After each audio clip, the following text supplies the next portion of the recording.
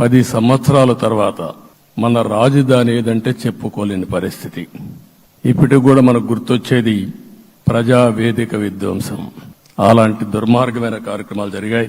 ఇవన్నీ కూడా గుర్తు చేసుకుంటూనే కక్షపూరిత రాజకీయాలు కాకుండా కన్స్ట్రక్టివ్ పాలిటిక్స్ కి మనం ముందుకు పోవాల్సిన అవసరం ఉంది.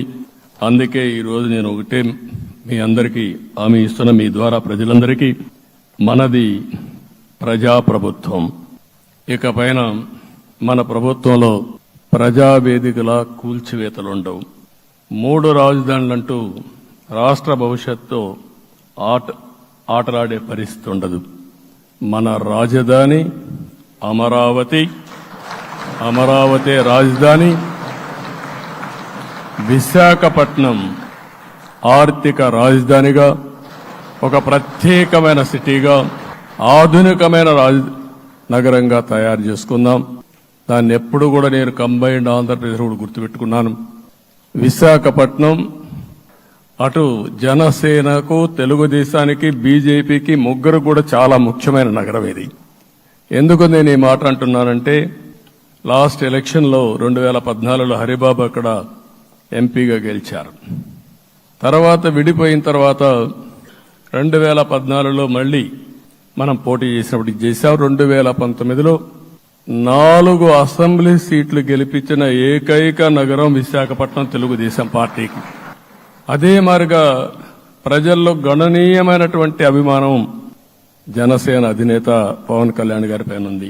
ఈ 3 కలిపి నిన్న ఒక సునామీ మారిగా వచ్చింది. అక్కడ ఒక్కొక్క సీట్లో మీరు చూస్తే 90,000, 90,000, 70,000, 80,000 మెజారిటీతో గెలిపించారంటే ఆనాటి ముఖ్యమంత్రి విశాఖపట్నాన్ని రాజధానిగా చేస్తాను, ఎన్నికలవుతానే అక్కడే ప్రమాణ స్వీకారం చేస్తానంటే నువ్వు రావద్దు అని ప్రజా తీర్పిచ్చిన రాజధాని నగరం విశాఖ నగరం.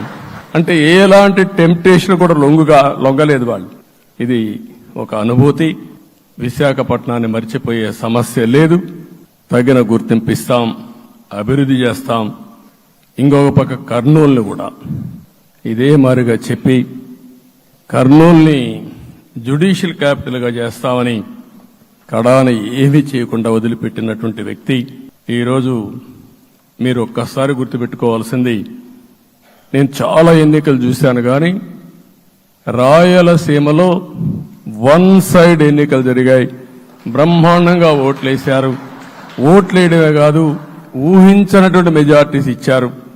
ఇది నేను కొంచెం భయపడ్డాను బిగినింగ్లో, కానీ ఊపు చూసిన తర్వాత మాత్రం అనిపించింది అందరూ ఎక్స్పెక్ట్ చేశారు రాయలసీమలో కొంచెం ఇబ్బంది ఉంటుందని. అలాంటి రాయలసీమ తిరుగుబాటు చేసే పరిస్థితికి వచ్చింది. దానికి కూడా మనందరి మీద బాధ్యత ఉంది.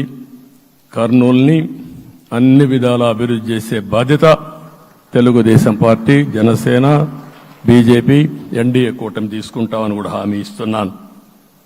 ఈ 3 సిటీలే కాకుండా మొత్తం అన్ని జిల్లాల్ని సమభావంతో ఆలోచించి మనం ముందుకెళ్దాం.